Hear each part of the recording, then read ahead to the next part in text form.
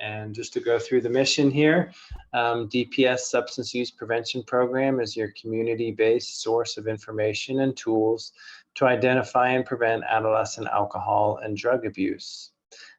So very important mission to protect the very precious developing adolescent brain. So some webinar logistics and accessibility. I think we've gone through some of that information right now. And I'll talk for about 30 minutes, and my slides, I'm happy to make them available and distribute them as people find helpful. And a little bit more about who I am. I'm a board certified child psychiatrist and addiction psychiatrist, and I've spent my whole entire career doing research in the space and clinical work in the space of adolescent substance treatment. And I'm the director of all of behavioral health services at Denver Health and a professor of psychiatry at the University of Colorado School of Medicine. And let's see here, I'm the medical director for the STEP program, which is Denver Health Substance Treatment Education Program, which is at the main campus of Denver Health and in 8 school-based health centers, Denver school-based health centers, and we'll talk about that in a second. And I'm also a lieutenant colonel and a veteran for the Army Reserve. And in my free time, I spend time with my family. I'm a Pilates instructor and assistant tennis coach for a local high school. And in a former chapter of my life before I was a physician, I was a public school teacher. So post-pandemic adolescent mental health and substance use is our topic for today, and we'll talk about the developing adolescent brain. And here we are here. I just want to stop for a moment and invite people to check in with how they're doing today. This is a tool we use in the military, and then we've adapted it for use here at Denver Health. And I thought I would share it with you today to just take a moment and think about if you're in the green zone, where I'm ready and thriving, the yellow zone where I'm reacting and surviving, and I might have some nervousness, sadness, some feeling of overwhelm. If I'm in the orange zone where I'm struggling and I can't keep this up much longer, or if I'm in the red zone emotionally where I really need to change something. And you can see what to do at the bottom down there. So I'm a little bit yellowish, a little bit overwhelmed with everything, and relying on my support system these days to help me out. Now that we're centered, we can kind of get into our topic. And I was going to divide this up first in terms of some bad news, but then I definitely am going to end on some good news in terms of what we can do that's positive. So please bear with me here as we start with a little bit of less good news or bad news. First thing is that we're in the mental health wave of the pandemic. And we know that the mental health wave peaks 12 months after the natural disaster happens.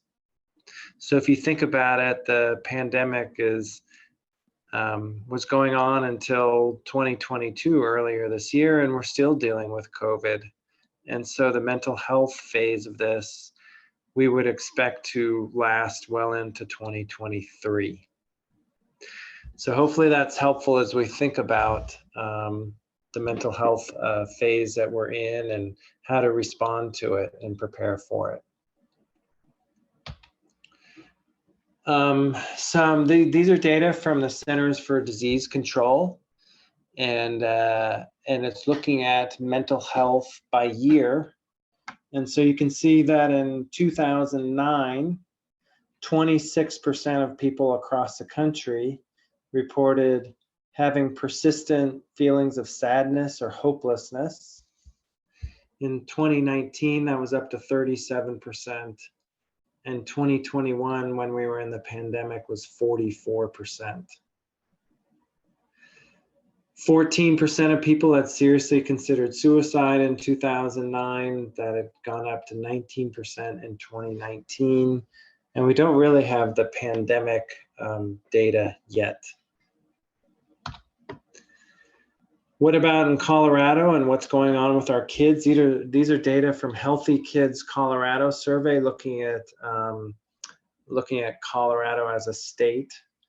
So in 2019, feelings of persistently sad or hopeless was 35% of high school students. And then in 2021, 40% of our high school students reported feeling persistently sad or hopeless.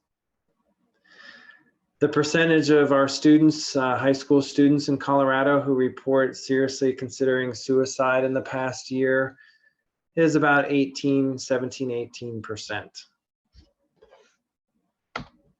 What is happening in terms of suicides? The proportion of total suicides across the country by adolescents has risen from about 5.9% before the pandemic to 6.5% after the pandemic. So what does that mean? It means that youth, when it comes to suicide, have been disproportionately affected by the pandemic, that the suicide prevalence has grown disproportionately among youth before and after the pandemic. And that fits with other data we have that when it came to mental health, anxiety, and depression, youth were disproportionately affected by that. Moving on specifically to substance use, what's going on, just some numbers around that. When we think about adolescents and substance use, we think about alcohol, marijuana, tobacco, and now fentanyl is the latest thing we're thinking about. So it looks like about 10% of our high school students, according to Colorado Healthy Kids Survey, had 5 or more drinks in the last month. Alcohol is a real worry for our teenagers because there were about just shy of 200,000 emergency department visits for teens every year related to alcohol-related injuries. We know that about among 26-year-olds, those who began drinking before the age of 15 are about 5.5 times more likely to have alcohol use disorder compared to those who waited till they were 21 to start drinking. So really, every year we push off drinking or using substances, we really decrease the chance that somebody will develop an addiction to that substance. So that's a big theme in prevention work with adolescents, just to push off that first use as long as we can while the brain is developing. We also know that teen drinking is associated with changes in brain development, especially in the area of learning. So there's a part of the brain that's really important for learning. It's called the hippocampus, and it is especially sensitive to the effects of alcohol. So again, there's a developing adolescent brain, and substances appear to be toxic to that brain development process, which is one reason we really want to protect that very precious adolescent developing brain, which some would argue is our country's most valuable resource to solve our future problems with. Current teen drinkers are twice as likely to have sex and to have risky sex compared to those who don't drink. So that's also a big issue in terms of teen pregnancy, sexually transmitted infections, certainly associated with teen alcohol use. I'll move on here. Cannabis or marijuana. Oh, I do want to go back here to one thing. Alcohol, so risk factors for using 5 or more drinks in a row, according to Colorado Healthy Kids Survey, is age. So older teens more likely to drink than younger teens. This is relatively new. Females a little bit more likely to drink than males, which is really an interesting finding. It hasn't been that way historically, but things are changing. Not being sure of one's gender is also a significant risk factor for binge drinking. And being white or Caucasian is a risk factor for drinking. Okay. Now we're moving on to marijuana or cannabis. About 11% of teens, high school students in Denver reported marijuana use in the last month, according to Colorado Healthy Kids Survey.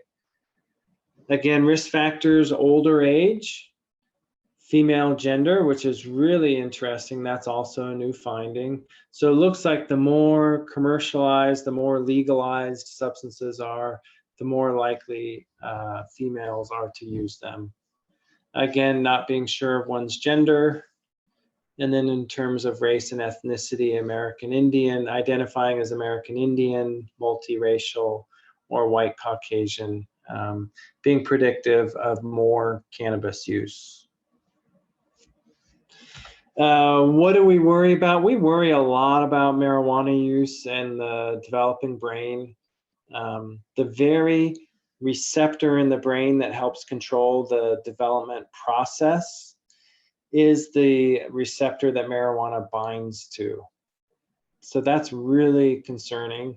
Adolescent marijuana use has been associated with a 2 to 4-fold increased risk of developing psychosis in adulthood.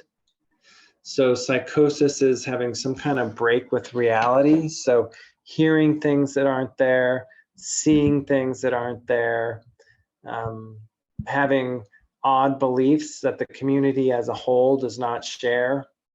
All of those things might be examples of psychosis. And using marijuana in adolescence consistently, you can see all the references I have there, consistently is associated with the development of psychosis and schizophrenia in adulthood. So that's a very significant concern.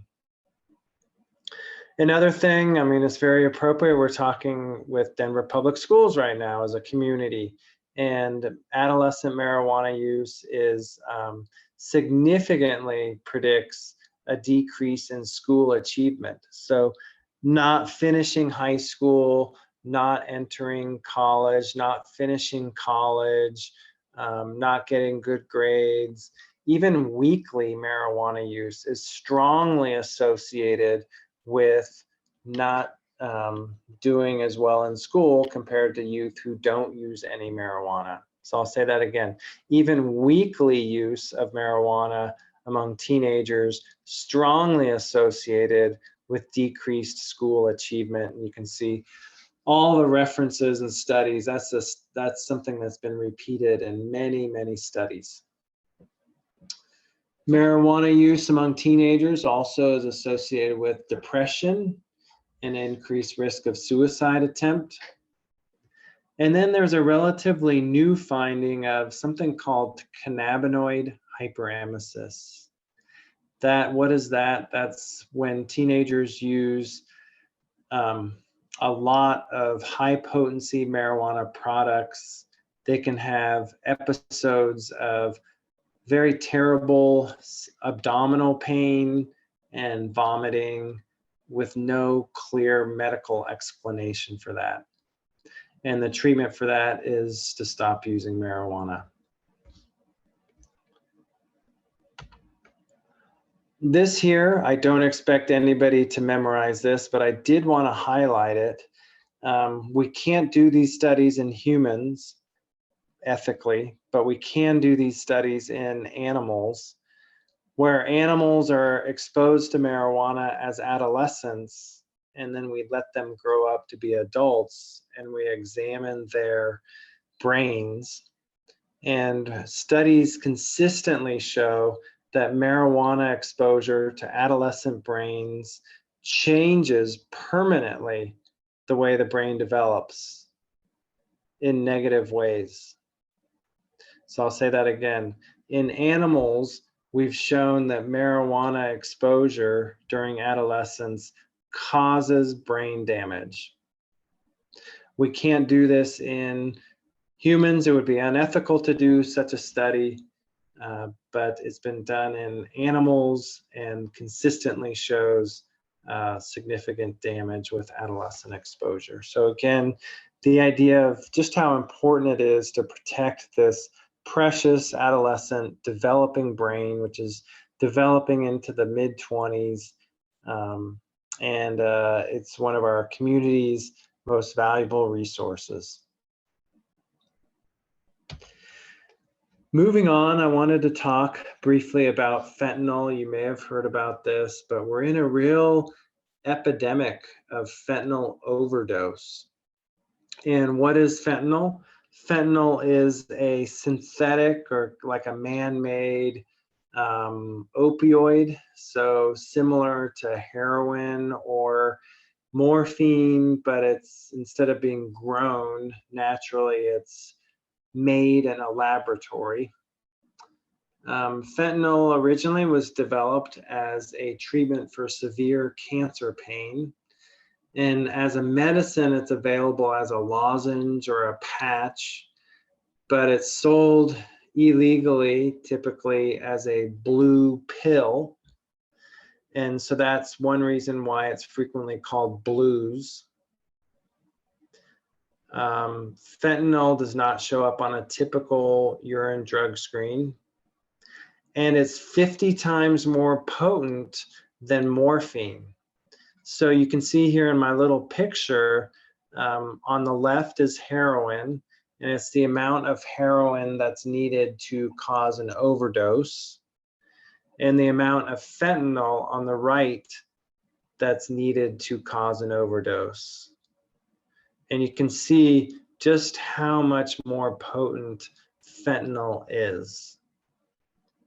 And so this is quite worrisome and has been quite a problem for us here in Denver. This is a graph here from Denver Department of Public Health of fentanyl deaths in Denver by year. So you can see in 2019, we had 56 deaths by fentanyl. In 2020, we had 159 deaths from fentanyl. And in 2021, we had 235 deaths. So you can see a staggering increase in the number of fentanyl deaths. And what happens is that fentanyl is so potent that it can cause people to stop breathing. And so this is one reason why people have been encouraged to carry Narcan with them, which is a medicine that can counteract or overcome an overdose.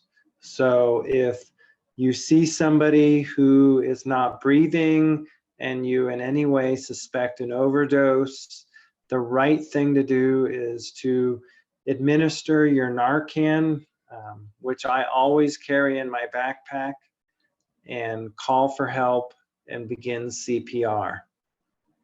And if somebody is not breathing because of some other reason, giving them the Narcan will not hurt them. So I think that's a very good idea to carry Narcan, and most pharmacies can dispense it even without a prescription, and most insurances pay for it. And I encourage people to carry it.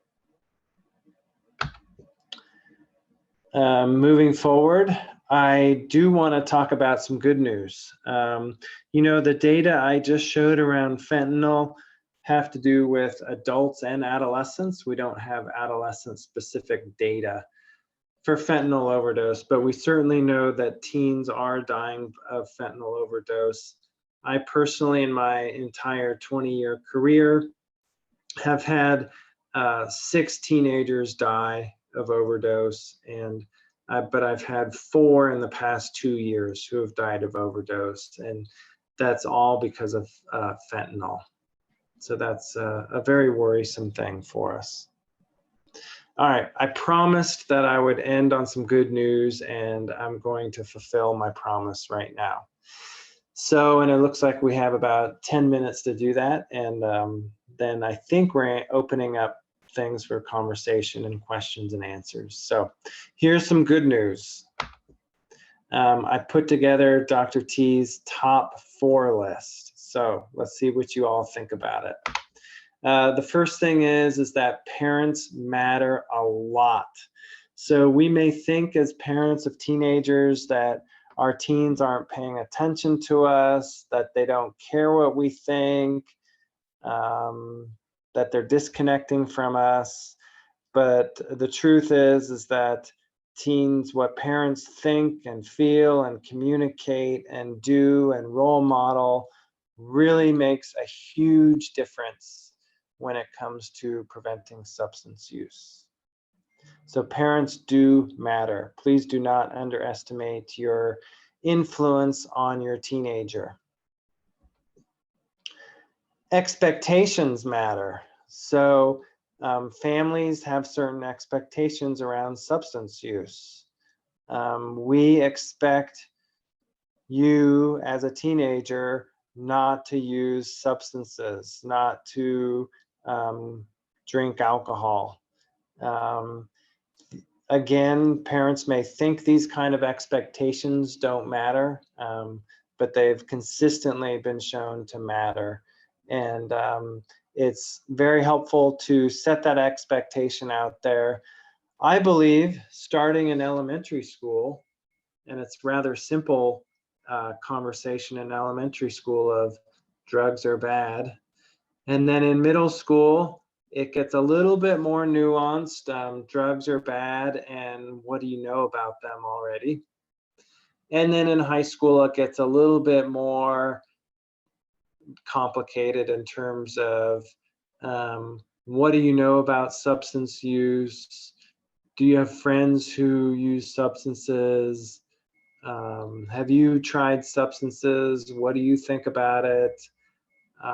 It becomes more of a kind of a conversation, a two-way conversation.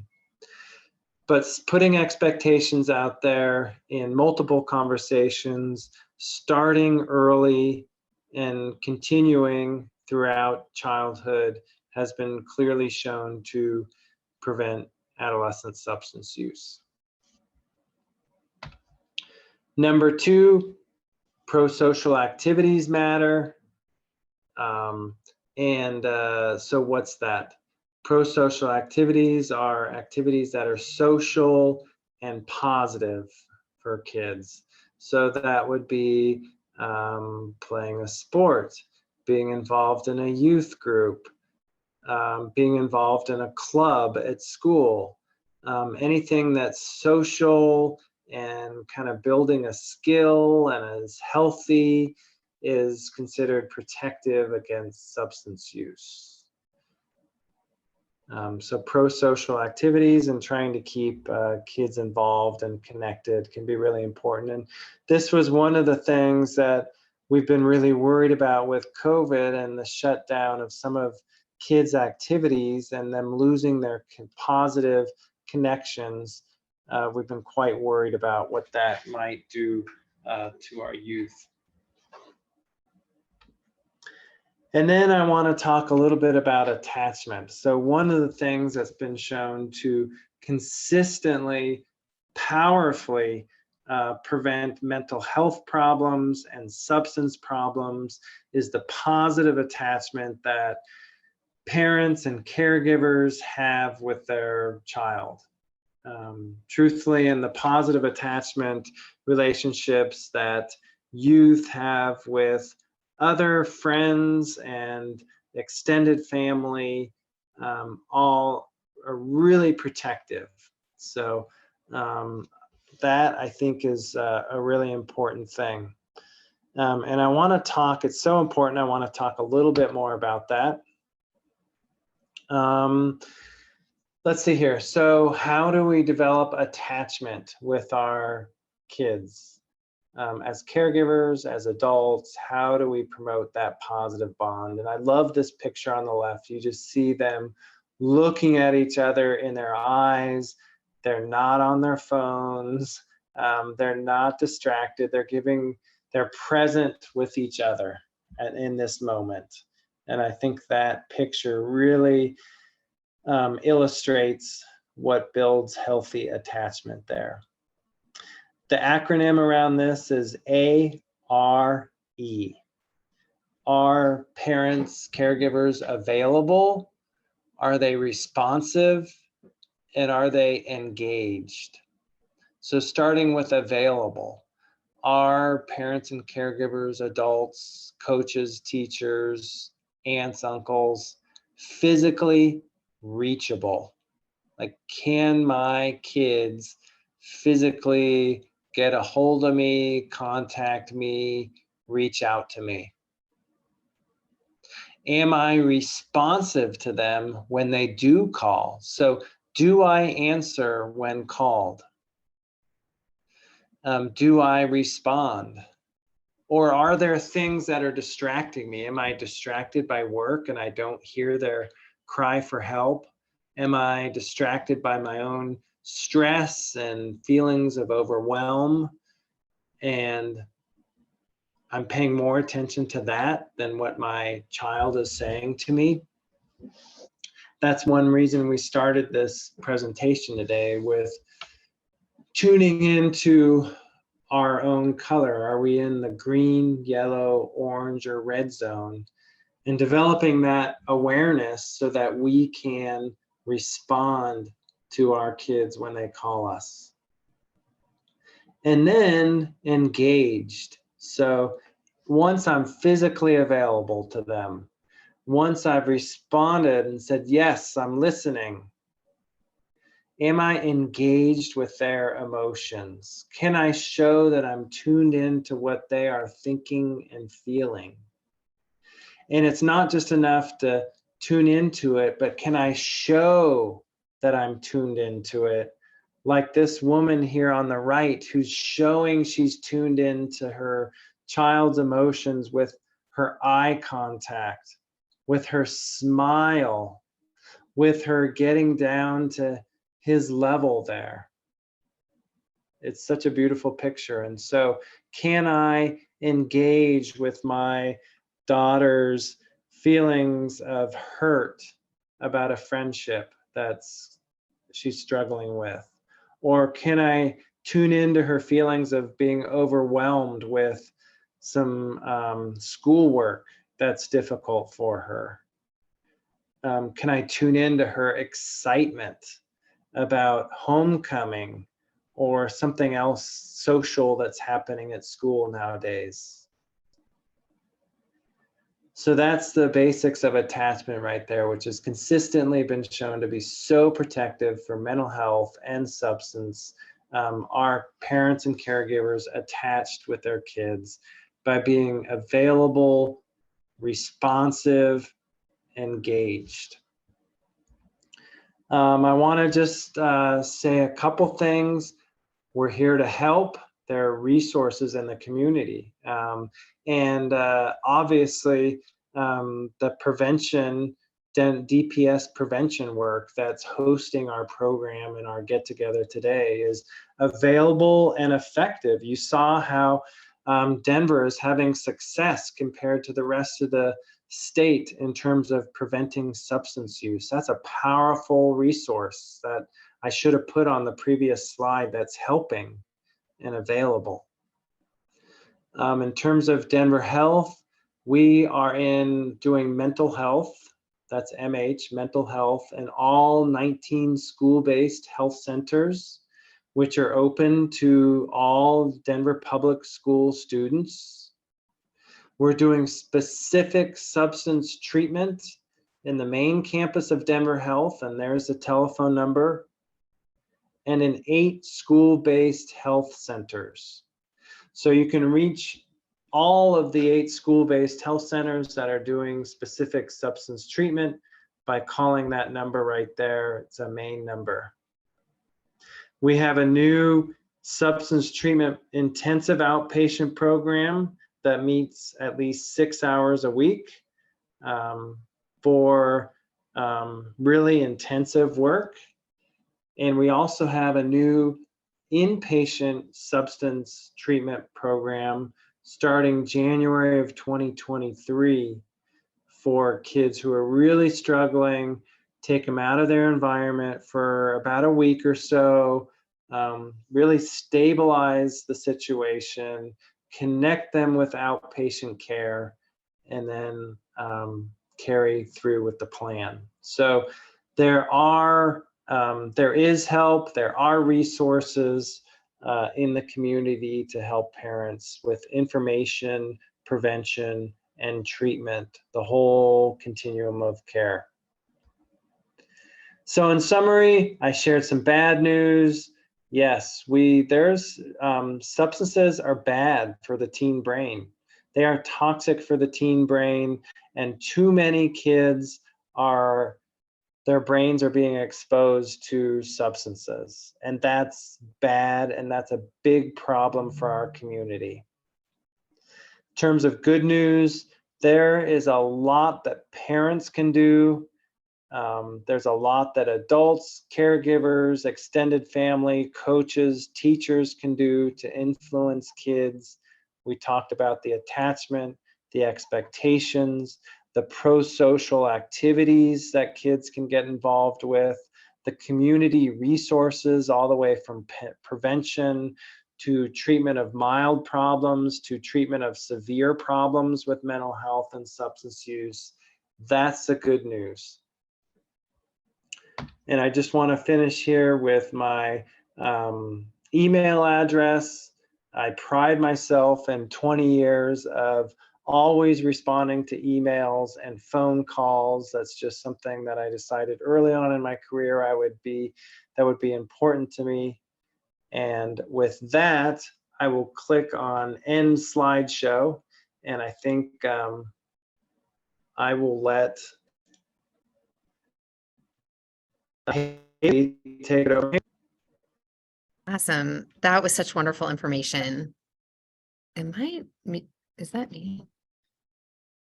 Okay, let's see. It seems like I might be breaking up.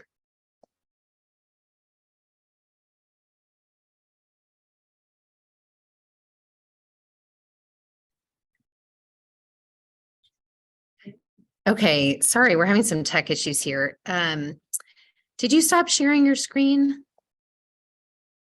The red button at the top. Let's see. There we go. Very good. Okay, so we do have questions rolling in from our community, and I love Dr. T's top four, and I'm going to remember that as a parent. It's so helpful. Our first question: when a person develops psychosis due to marijuana use, is it typically permanent? That's a great question. Sometimes it can be permanent, and sometimes it is not permanent. And so it really is like gambling. It's a very dangerous game because we can't tell if it's going to be permanent or not permanent. If it is permanent, it's typically very difficult to treat. So sometimes yes, sometimes no. Got it. Lot is unknown, it sounds like. Okay. What has caused the fentanyl epidemic? Okay, I'm seeing that right there. What's happening is that fentanyl is being made very cheaply in other countries, and then it's being imported into the United States, and it's just a very cheap and potent and addictive substance. And because it's so cheap, it's just very widely available, and anybody can access it. And so that, I think, is what's causing the fentanyl epidemic. This next question I think is so relevant for a lot of us. You want me to read through these, Haley? Yeah, go ahead. Perfect. Yeah. Any side effects of Narcan? I hear it can cause vomiting. By the way, these are great questions. Keep them coming. So I hear it can cause vomiting. Yes, if somebody is revived back to life with Narcan, they frequently will not be initially very thankful because it will put them into withdrawal, which includes vomiting, diarrhea, and pain. So, but they'll be alive, so that's a good thing. What is the City of Denver doing to address fentanyl use? City of Denver is really doing a lot, helping people access Narcan. helping people access fentanyl test strips. So people who do use substances can test their substance, mixing it with water, test strip to see if there's fentanyl in what they're using. And City of Denver is making treatment and prevention more available. How can minors access Narcan without approval from a parent or guardian? That is a really good question. I'm not sure I know the full answer to that. I may have to look that up. It's too good of a question. What does the research show for using harm reduction methods specifically with adolescents? Yeah, with adolescents, because of the precious brain development, we push for abstinence from substances. Having said that, we take what we can get, and we love adolescents just as they are. There's no great data on, if we cut down marijuana use by 50%, what good does that do? We don't know. Again, too good of a question. Talking about harm reduction, how effective are fentanyl test strips? They are effective. They tell people if there's fentanyl in a substance or not. And youth are accepting the fentanyl test strips and using them. I will say most people know, typically, not all, know that they're using fentanyl. But some people have been really affected adversely by that. So I think fentanyl test strips are a good idea. If students are not able to have parents that are, I love it. What can we do as educators to support students in this area? Is there any research about having a person of trust in the school help support students in this way if they do not have a person of trust that they are securely attached to outside of the school? I love this question. I published a paper a few years ago about school engagement and how school engagement is highly protective against substance use. And if you think about it in our lives, I encourage everybody on this call right now to think about, we all have attachment figures around us. Yes, the primary attachment figures are probably our parents, our spouses, significant others, but we have friends, mentors around us. It takes a village. So absolutely, do not underestimate your influence as a teacher to do the available, responsive, engaged thing with students, and that will protect them from substance use. Great question. Let's see here. What about vaping nicotine? What research is out there on the effects on the adolescent brain body? Vaping nicotine's a terrible problem. I should have included more information about this right now. We are right back into the 1970s in terms of nicotine exposure in adolescents, and that's thanks to vaping. And these sweet flavors of vape are specifically designed to appeal to young people. We're doing something about that from a regulatory standpoint, but we're not quite there yet. And nicotine, yes, absolutely has effects on the developing adolescent brain and body. When it comes to the brain, nicotine appears to affect the way people are available to pay attention and attend to things in adulthood. And of course, it is not good for lung development either. The lungs are developing as adolescents, so that's definitely a concern. Can you speak to the use of vape products and how vaping affects lungs? Absolutely. Vape is not a safe alternative, especially for adolescents, to cigarette smoking. You got the developing brain that nicotine affects. You got the developing lungs that it affects. People who vape more likely to have bronchitis and respiratory infections. So that's important. Thank you for all these questions about vape products. Invite me back next time and I'll make sure I include information about vape.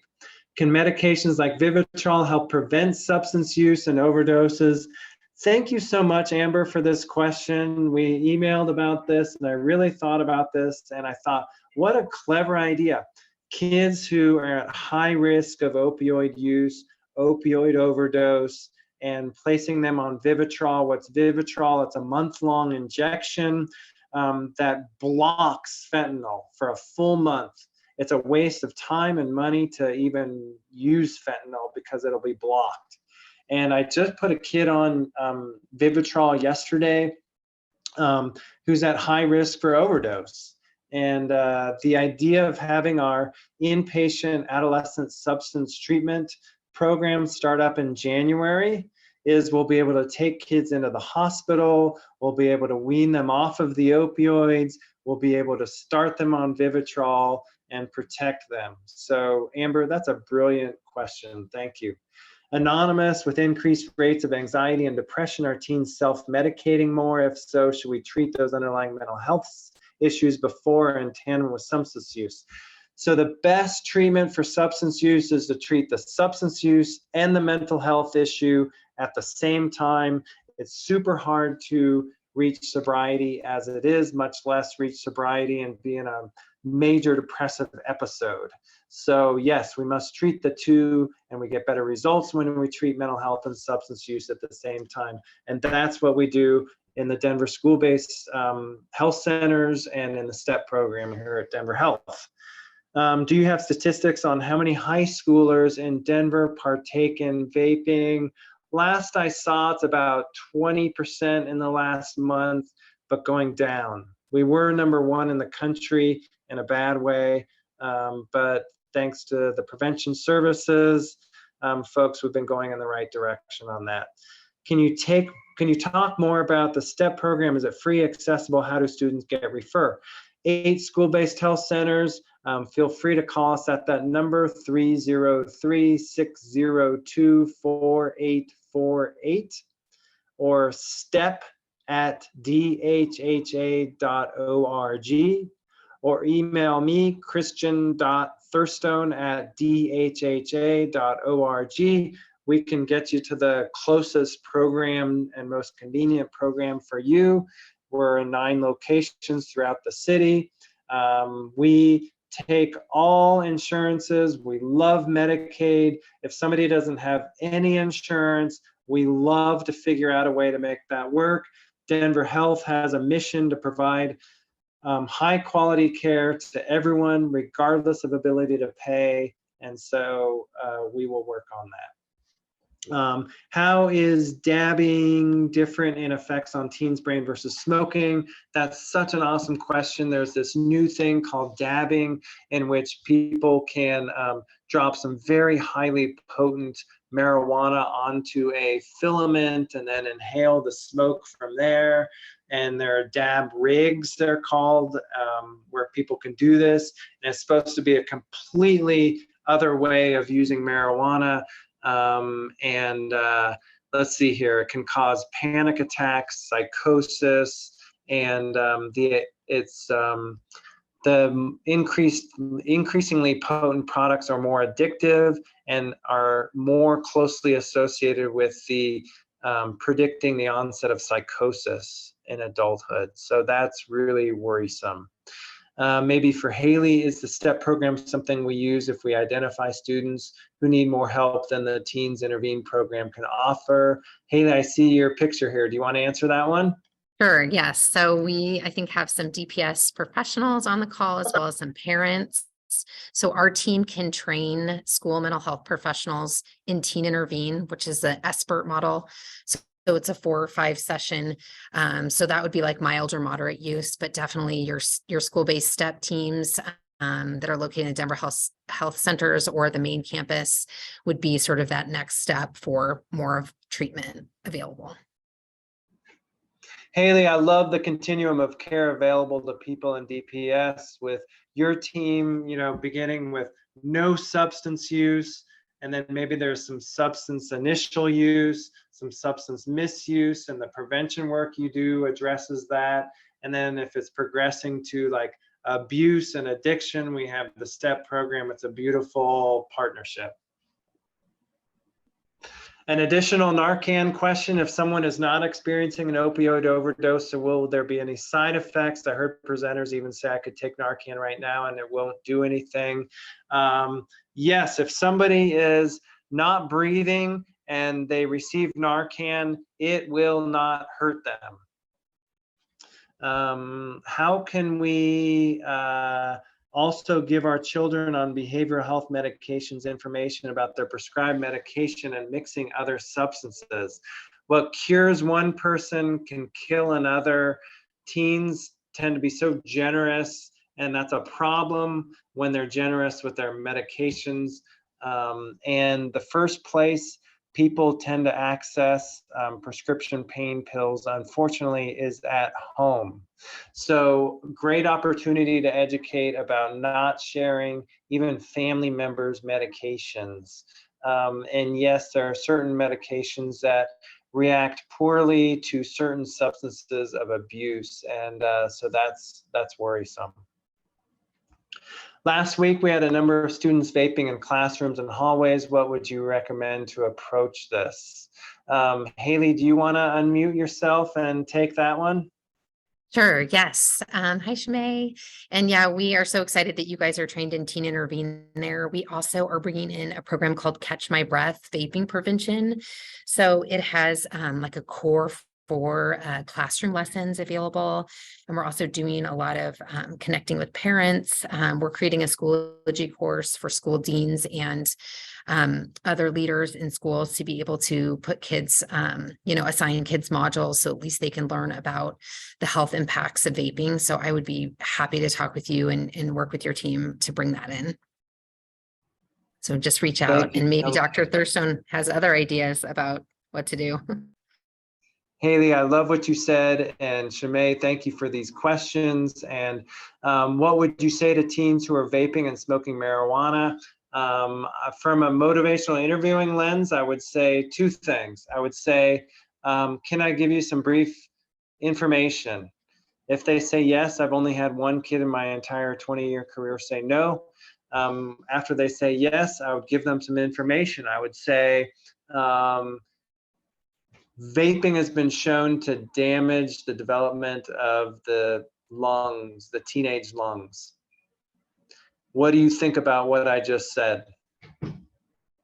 So the acronym is elicit, provide, elicit.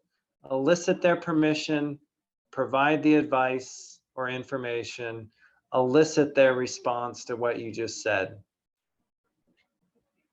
Thank you for these questions. This is fun, kind of doing this fast question answer here. So keep them coming. Let's see here. Madeline, as a school social worker in a middle school, I see so many kids using marijuana to some capacity. What is the best way to talk to them about their use?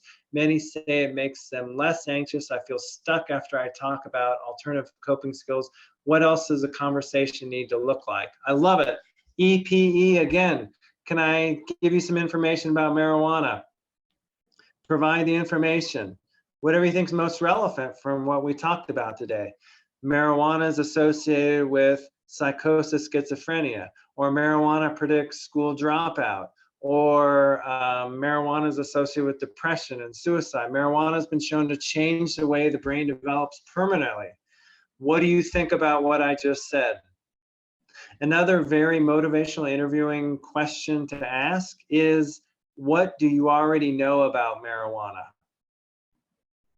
What concerns you most about marijuana? And there is a whole book, Motivational Interviewing for Educators. So I have it. It's a wonderful book, and I think it could be helpful. Those are some thoughts on that. Thank you, Madeline. All right, let's see here. Anushka, just wondering, is there information like this available about nicotine, vaping, marijuana, et cetera, in a format meant for student consumption and presentation? There is some information on, if you Google NIDA goes back to school, they have some information for teenagers. Haley, wondering if you have any other information on that. Yeah, so I was just thinking about Johnny's Ambassadors. I know you're on their board, right, Yeah. Dr. Thurstone? They do a lot of great talking to teens about, they host this great webinar series. So it's called Johnny's Ambassadors, and it was started by a parent here locally, and just putting out great information about high potency marijuana in the brain. And then Catch My Breath, again, we'll have some resources that are sort of specific to teens. They have like some posters and different, ways to kind of reach youth as well. And I think we can't forget to talk about positive community norming as well, talking to kids about, the number of students that aren't using, right? So as Dr. Thurstone said, our DPS data actually looked better in 2021 for healthy kids. So, talking about 90% of middle school or, 95% have not started using, I think can be a really powerful tool in our schools as well. Thank you so much, Haley. That's awesome. Haley, do I have time for like 2 more real fast? Okay. I'll try to be fast. I notice a lot of students use substances to deal with their teen angst and avoid going through their emotions. How do we encourage going through emotions and acceptance as a strategy to help with mental health issues as opposed to choosing substances when society encourages a lot of toxic positivity as a whole? I love this question because the kind of therapy we do in the STEP program is acceptance and commitment therapy. How do you accept the thoughts and feelings you don't want to have, and in turn focus on who and what matters to you? So there's a whole treatment around that called acceptance and commitment therapy. In a short, how do you do that? I would say doing a lot of engagement with the teenagers. They're typically not even aware of the emotions, much less aware that they're avoiding these emotions. So I think in any way adult can come alongside them and say, you must be really hurting right now. That must be really hard. You look a little bit sad. And helping them identify and be aware of it and sit with it with another human being for a moment, I think is the beginning of acceptance. I love that question. I'll take one more. Do you include the family system in treatment? Many family members also meet criteria for substance use disorder, which includes access to teens and youth. Yes, the guidelines for adolescent substance treatment absolutely say we must include the family, and we do a lot of family work to promote attachment and to practice the ARE stuff. So I love that. Haley, am I out of time? We're coming to the end of our time. So, and I know you probably are rushing to something else, but thank you so much for being willing to spend the hour with us. We always learn so much from you. And to everyone here, we will have this recording as well as Dr. Thurstone's slides up on our website, dpsprevention.org. We're also putting in just a little form to let us know what else you'd like to hear about on these monthly webinar series that we do. We're featuring Levi Ritherson from DPS talking about LGBTQ plus supports next month. So thank you so much, Dr. Thurstone. This was awesome. Thank you for everything you do. Appreciate it.